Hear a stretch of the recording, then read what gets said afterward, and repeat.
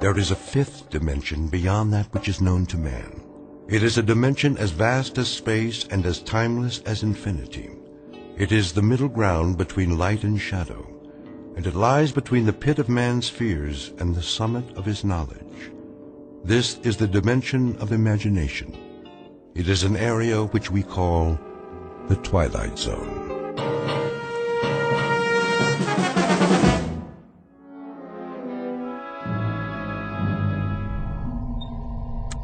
T-minus 1 minute. Count off. Pearson? Here, sir. Corey? Corey here, sir. Hudak? All strapped in, ready to go. Foster? Ready as I'll ever be, Captain. Nolan? Let's light the fuse and go. I second that motion, Captain. Take it easy, Pearson. This isn't a bottle rocket. We're gonna fly higher than anybody's ever flown before. Everyone clear on that? Clear, Captain. Loud and clear. Fire it up. Come on, I got a hot date. Let's get this show on the road.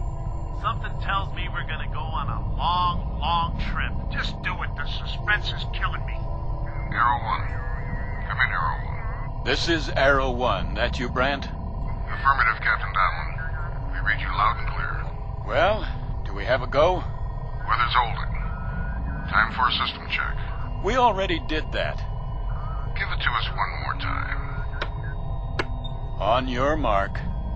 Fuel supply. Fuel check. Computer presets. Computer check. Air supply and life support. Life support check.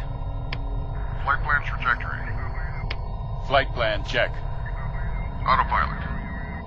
Autopilot check. System coordinates.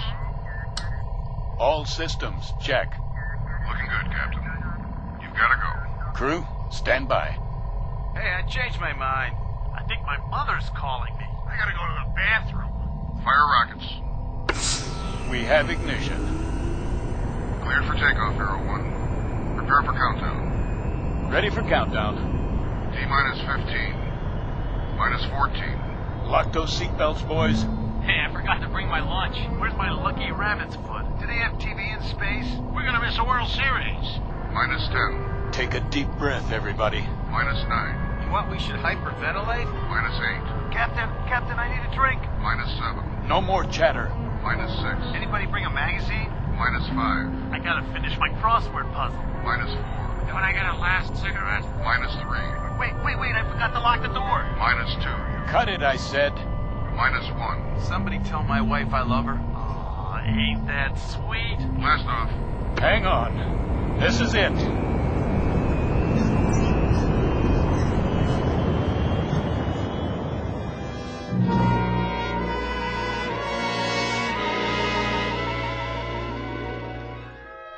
Her name is the Arrow 1. She represents 4.5 years of planning, preparation, and training, and 1,000 years of mathematics and the projected dreams and hopes of not only a nation, but a world. You might say that all of human history has led to this point, with man poised to take one giant step off terra firma and into the void, the unknown that lies beyond the safety of the nest.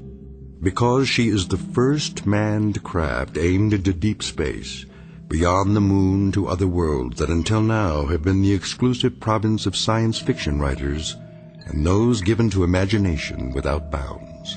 For her hand-picked crew, this has been the ultimate countdown, the last few seconds before humanity takes its best shot and fires a tall silver arrow into the air.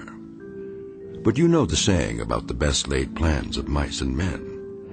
In just a moment, this ship will veer off course and into a region not on any star map for an unscheduled landing in the Twilight Zone.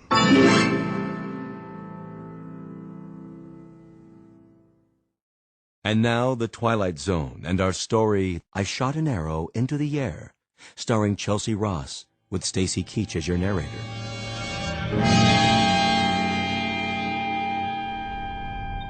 All right. Roll call. Sound off. Nolan here. Pearson, anybody got an Alka-Seltzer?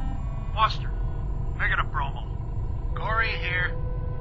Hudak, look at me, I'm flying. How you doing, Colonel? I am A-OK. We all are, and so's the ship. Are we there yet?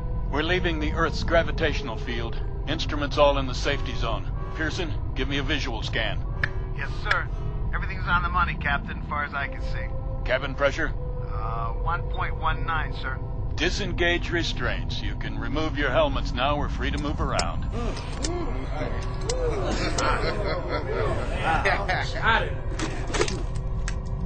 I feel more like I do now than I did when I got here. Nolan, switch on the view screen. There she is, Captain. Wow. Will you look at that? Is that talcum powder or stars? Never saw so many in my life. Quite a sight, huh? We're almost clear of the Earth's atmosphere. Where is the Earth, anyway? It's down there. Hey, question. Which way is up and which way is down? Watch the lower edge of the screen. It should come up any time now as our trajectory shifts. It'll be the blue one with clouds, about the size of a quarter from this far out, but we'll be able to see it. What are those blips? Where? The ones moving toward us. We've entered the asteroid belt. But don't worry, they're miles apart. The odds of hitting one are infinitesimal. Mission Control to Arrow 1. Come in, Arrow 1. Roger, Mission Control. Big high five, Captain. We've got you on the monitor, center screen, right on course. Just like a Sunday ride in the country. Any snafus down there? That's a negative, Arrow 1. Hold on, Captain. Someone wants to talk to you. Standing by. I just want to say how proud we are of you, Donlin. You and the entire crew. That you, General Langford? That's right, Bob. How does it feel to make history? I couldn't say, sir. We're only doing our job. Sure you are. You make it sound so simple. The President will be sending you a live message at 1400 hours. Till then, keep your eyes on the prize. I can't express how proud I am of all of you. Thank you, sir. First, keep faith. Every American... What's that, sir? You're breaking up. I say, in the world. First, broke. General, we're losing you. What's going on? Some kind of interference. Look, Captain. What? The stars are moving. We must be turning. Not this early. Did you punch in a course correction? No, I didn't. General Langford, we have rotation here. Till then, signing off. Wait, the ship is yawing. That's not part of the flight plan. Happen to your course. Up the screen, get deep. Get back in your seats. We're turning faster. Now! Captain, what's happening? I said strap in. What about you? I'll try for a manual override. Captain, we're spinning. Lock your belts. I can't get in the chair. We're going into a dive. 0 G's. Hold on and pray.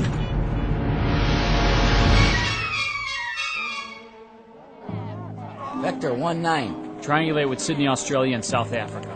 We have no signal. We've lost it. Well, what do you mean we've lost it? See for yourself, General. Good Lord, with 15 monitors going... We could have 15,000 monitors, but the situation would be the same. We've lost contact. Visual and radio? How is that possible? Don't ask me. She's off her vector path, clean off the radar screen. Just gone. Completely gone. When did you first lose contact? A few minutes ago. There was a short period of heavy interference. What kind of interference? Probably solar. Some kind of sunspot activity. We haven't been able to identify it yet. In any case, when it was over, the contact was broken. Couldn't a change in their course account for that? The course was preset. The captain wouldn't change it without notifying us. Bob Donlin's a solid officer. And even if he did change course, the automatic tracking system would have been activated.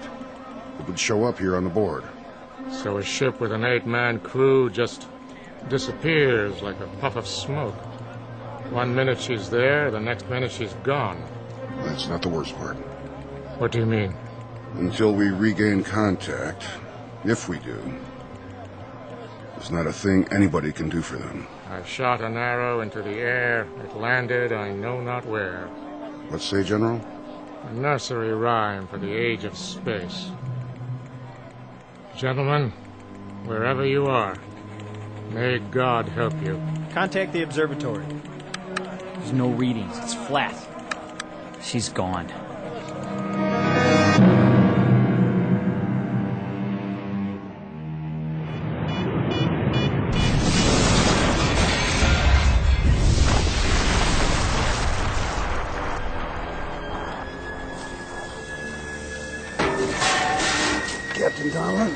Go on, get out of here. I can't find my helmet. Forget your helmet. Go. My God, look at Grimes. Anderson and Nolan and Foster. Help me. It's Hudak. He's still alive. Here, take his legs. Yeah, I'll lift his head. What are you doing, Captain? Gotta drag the bodies out. But the fuel tanks are gonna blow. Hold on, we'll give you a hand. Somebody, please. Get him out, I said. That's an order.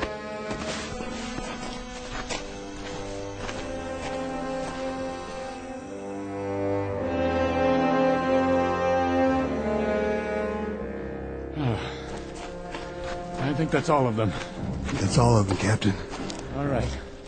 Now, check the forward hold. The fire's spreading. We have to try and get the supplies out. Yes, sir.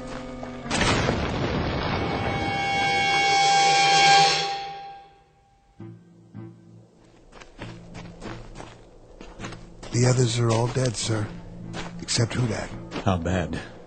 He's still conscious. He keeps drifting in and out. We should have gotten the supplies out. We did the best we could. We should have done that first. We knew the ship might go up. So now, instead of food and water, we've got 4 dead men and another one dying. We didn't know they were dead, Corey. Well, knock it off, Pearson. Maybe when your tongue starts swelling up, you'll realize where we are. We're on a rock here. We blew it. We wasted all that time playing Undertaker, instead of going in there and getting supplies. Let's cover them up. Pull something over their faces. Why bother? What's the point? You heard me. We'll take 15 or 20 minutes, and then we'll bury them. Yes, sir. First entry, log, Arrow 1, Captain R.G. Donlin commanding. The first leg of the flight went off without incident. Now we have crash-landed on what appears to be an uncharted asteroid. Cause of malfunction and ultimate crash, unknown. We lost our course, the electrical system went out, and there was an explosion. That's all any of us can remember. Any of us, being Flight Officers Corey and Pearson, and Navigator Hudak, who has been seriously hurt, and myself. The rest of the crew are dead. There's very little left of the ship. The radio is gone, the bulk of the supplies were destroyed in the crash, and as of this moment, there is little certainty that we have been tracked and our whereabouts known. Begging the captain's pardon. What do you think you're doing? This is no time to write your memoirs. Stand down. Listen to me, Corey. We're in bad shape, but we're still a crew. As long as we're a crew, there'll be discipline and there'll be protocol. And until I'm lying in a hole like the rest of those poor devils, we'll operate from the book. Got it? I got it. Now give me the recorder. Go over there by the rock and sit down.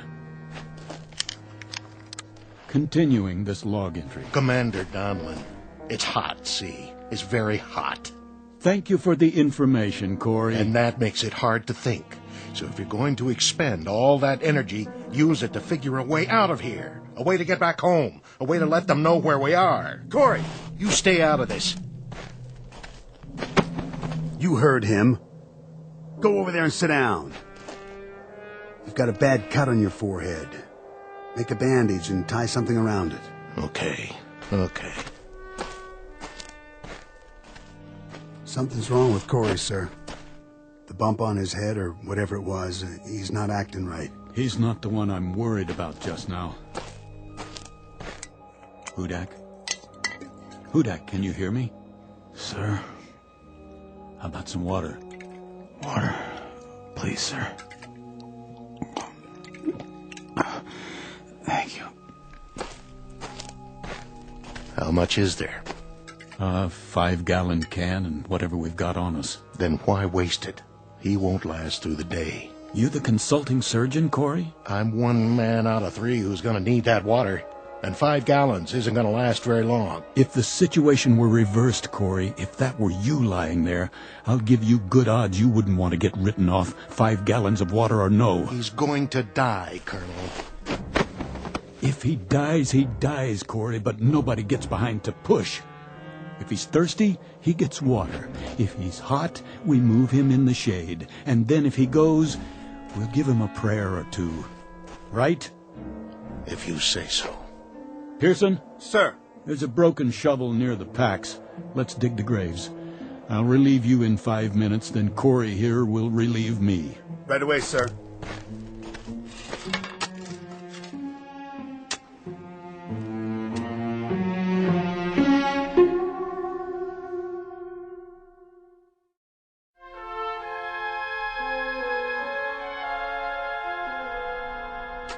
Captain? Yes, Pearson? That's odd. What is? The sun. Don't you think that's odd? The size of it, I mean? What, the size of the sun? It's hardly any different than we knew it on Earth. Same kind of star and almost exactly the same distance. Which means that whatever asteroid we've landed on is close to the Earth. How close? Huh. Pick a number. That's how it is, huh? 100,000 miles, 200,000, maybe more. A lot more. Who knows? Hard to say after we've blacked out. But wherever we are, it's a cinch it isn't heaven. We can count on that. Yeah, I guess we can. Unless it's the other place. We can count on this, too. We've got maybe 6-7 gallons of water and food concentrates for about 4 days. And that's it. So we'd better make our plans with that in mind. What kind of plans? We have to get our bearings and see what's here. Any water, plant life. We'll use this as a base and spread out in 2-man patrols, 1 man to stay behind and watch Hudak.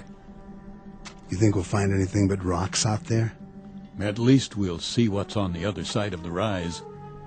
Look at it this way. We've got several things in our favor. The air is breathable, so we don't need suits and helmets. The gravity's close to Earth's, so moving around's no problem. No signs of animal life, friendly or unfriendly. And there's no radiation to speak of. You checked? The Geiger counter still works. I have to hand it to you, Colonel. That's what I call positive thinking. We don't have much of a choice. No, sir, I guess we don't. It took 4.5 years to build that ship. There wasn't any prototype. Just the one, the only ship of its kind.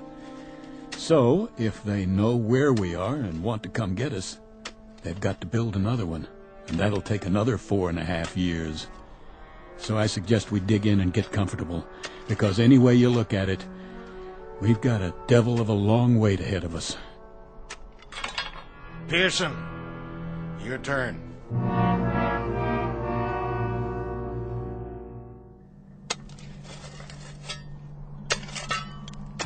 How's it going, Pearson? That's the last grave, sir. 4 of them. Good job. How is he? The same as when you left. Breathing pretty shallow, though. Maybe the air here, well maybe it doesn't have as much oxygen in it. It has enough. We're doing all right. You two see anything out there? Nothing we can't see from here. Yeah, we saw something.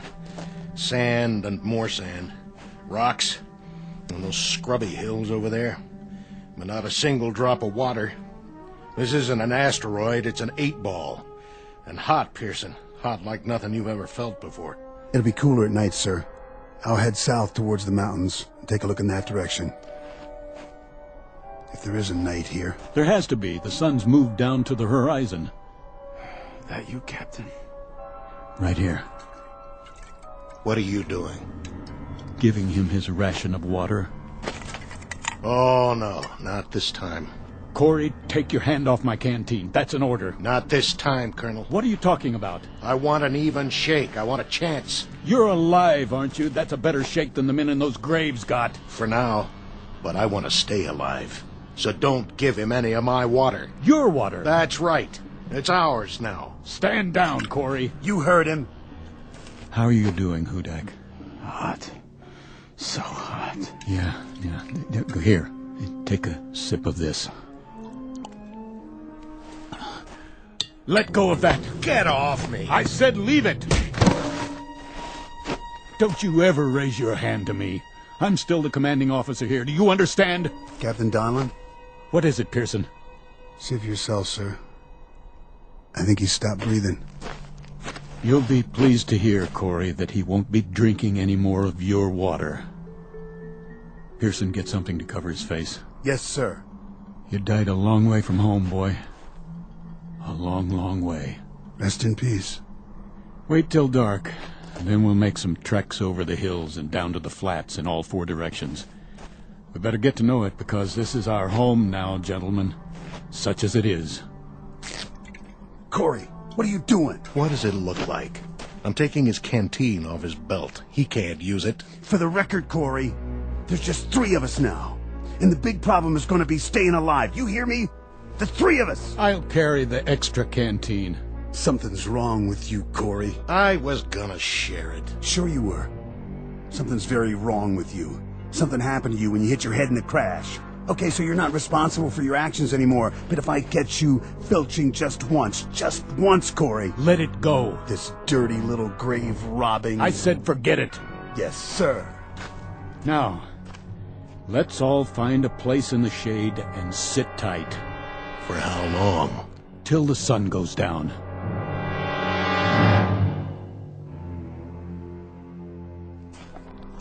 Watch your step. What's the difference? Can't see anything anyway. Use your flashlight. The batteries are going out. Turn it on and off in bursts. That way they'll last longer. You know, this is nuts. We're killing ourselves. For what? You got a better idea? Sure. Pack it in right now and head back to camp. We're on recon, Corey. Captain's orders. Well, I gotta stop for a minute. Hey. Take it easy with that canteen. I'm thirsty. Well, so am I. Now listen to me. We'll need every drop of that water come morning. Right now we've got 2 choices. Either curl up and die out here, or keep moving. What's the point? We can't see where we're going. The mountains are getting closer. They don't even look real. There should be stars, lots of them. And a moon. Doesn't this place have a moon? It's the atmosphere. Some sort of cloud cover after the sun goes down. Where are you going? I'll peel off and head for the mountains. We'll rendezvous at base camp in 2 hours. Yeah, what am I supposed to do? Check out the flatlands straight ahead. Think you can do that? Yeah, but if we split up... What? Well, we might not find our way back. Are you telling me you can't walk a straight line, Corey? There's the rise directly behind us. If you get turned around, look for a light, okay? The captain will keep the fire going. Yeah, right. Listen, soldier. For all I care, you can lie down and fry like a piece of bacon when the sun comes up. As far as I'm concerned, you're on your own. All right. If that's the way it is... Keep your sidearm loaded. What for? In case we're not alone on this rock, after all.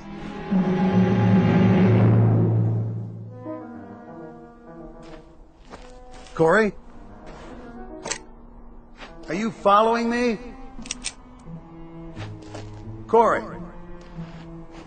If you're out there, something's very, very wrong with you.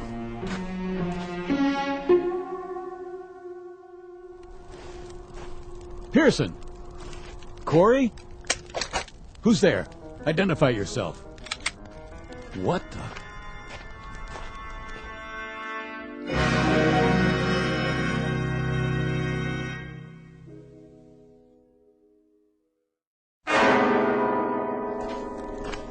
Corey?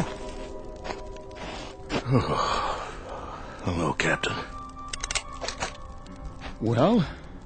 I must have walked 12, 15 miles. Yes, and? Nothing. Not a thing. Sand flats. That's all there was. Just sand. One stretch after another.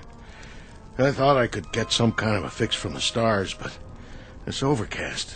I know. What about Pearson? What about him?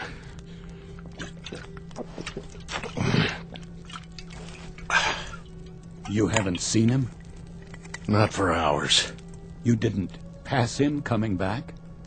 He went south to the mountains, and I went west toward nothing. What time is it? Oh, 3 o'clock in the morning, or it would be on Earth. You kept the fire going. This is what's left of the flight chairs. There are some plastic panels scattered around. When that's gone, the only thing left to burn will be our suits. Fine with me. Not like we're going anywhere. He's been gone 6 hours. He should have been back by now.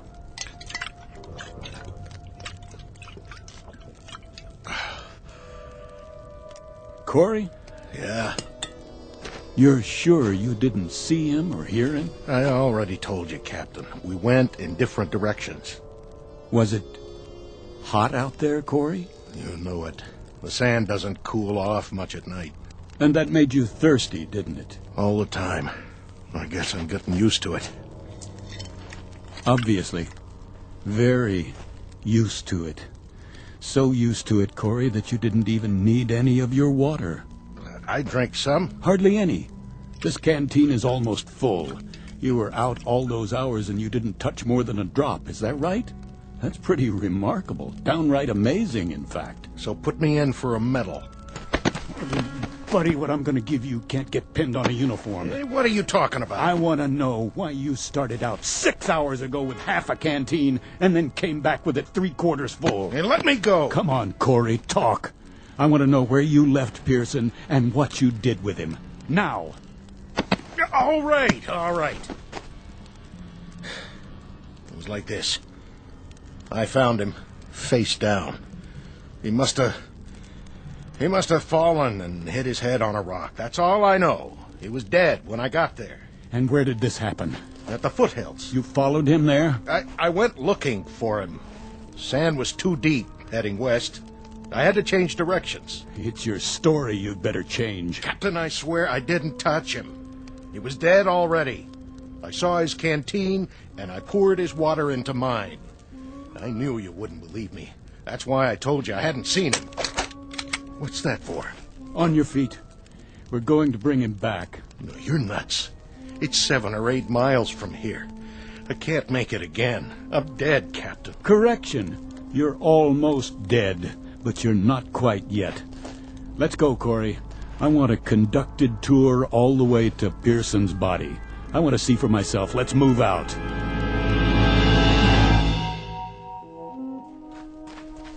I don't see him. No, neither do I.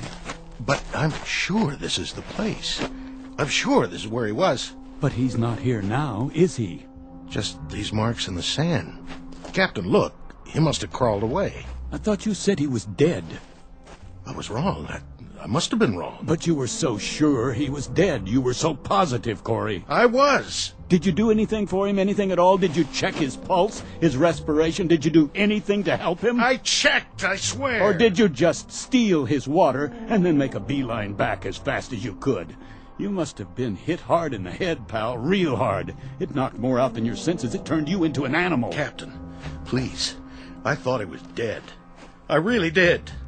But I was so thirsty. My tongue was swelling up. I swear on everything holy, my tongue was swelling up, and I... Pearson! Pearson! It's Captain Donlin. Pearson, answer me! You can still see the tracks. It looks like he went that way. Pearson, I'm here. You're going to be all right, Pearson. I'm coming. Don't worry, Captain. I'm coming too.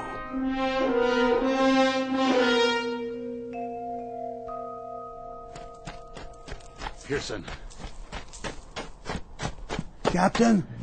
Pearson, thank God you're alive. Water. I lost my canteen. Yeah, here. Take some of mine. Can't sit up. I'll lift you. Thanks, Captain. And not too fast. You're all right, boy. We'll take you back now. I don't know if I can walk. I'll carry you myself if I have to, but you're gonna be all right. Captain. What, Pearson? What are you trying to say? I saw. What? What did you see? Where? Up there. Over the hill. Did you climb the hill? Is that it? I went. And what, Pearson? What did you see? Captain, I saw. What? Are you drawing a picture? You should have seen. You wouldn't believe it. What? No, Pearson. Sorry, Captain. Pearson. Come on, Pearson. Pearson, don't die on me. Don't. Is he gone? Yeah. He drew this in the sand first. Some kind of sign or symbol. What is it? It looks like a T, or maybe a cross. He was trying to tell me something. Well, it doesn't matter now. It might. What do you suppose he... Captain?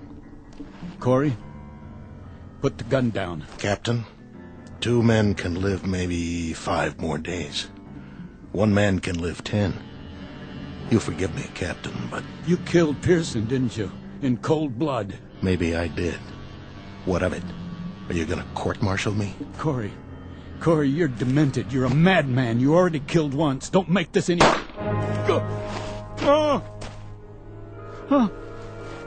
Corey, you murderer. Sorry, Captain. Real sorry. But in a situation like this, there's no choice. No alternatives. It's not your fault. It just had to be. You can see that, can't you?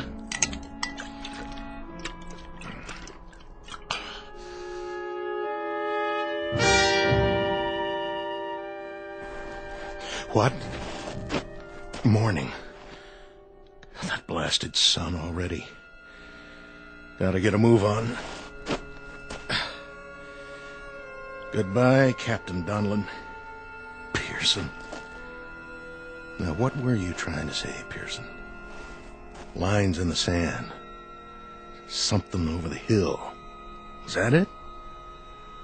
Well, I guess you got me thinking. I'll just have to check that one out one time.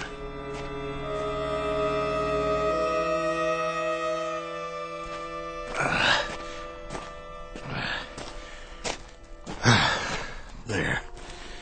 Now we'll see what you... What? What in the... Oh, my dear God. It's a highway. Pearson. Now I know what you drew in the sand. It was a telephone pole. You were trying to draw telephone poles. And there's a sign. Reno, 97 miles. Captain Donlin, Pearson, all of them dead. Now I know what happened. I understand. We never left. That's why we went off the radar, why nobody tracked us. We never left the Earth at all. We just crashed back into it. Donlin, Pearson, I'm sorry. Oh, please forgive me. I'm sorry.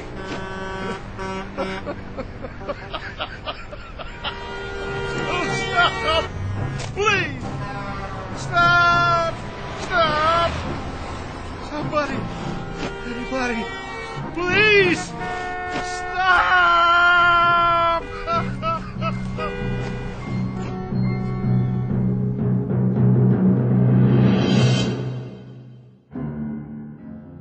Practical joke perpetrated by Mother Nature and a combination of improbable events. Practical joke wearing the trappings of nightmare, of terror, of desperation. Small human drama played out in a desert less than 100 miles from Reno, Nevada, USA. Continent of North America, the Earth, the solar system, the galaxy, and of course, the Twilight Zone. We'll be back to the Twilight Zone in a moment. You are about to enter another dimension. A dimension not only of sight and sound, but of mind. A journey into a wondrous land of imagination. Next stop, the Twilight Zone. Hi, this is Stacy Keach. I'd like to take a moment to tell you about our Twilight Zone website at twilightzoneradio.com. At twilightzoneradio.com, you'll find the latest information on these Twilight Zone radio dramas, including behind-the-scenes photographs, plus the newest product releases, trivia contests, ways to contact us, other Twilight Zone-related info and merchandise, plus links to other fascinating websites. So make your next stop twilightzoneradio.com. Visit twilightzoneradio.com to purchase these Twilight Zone radio dramas on cassette and CD, or call toll-free 1-866-989-ZONE. That's 1-866-989-9663.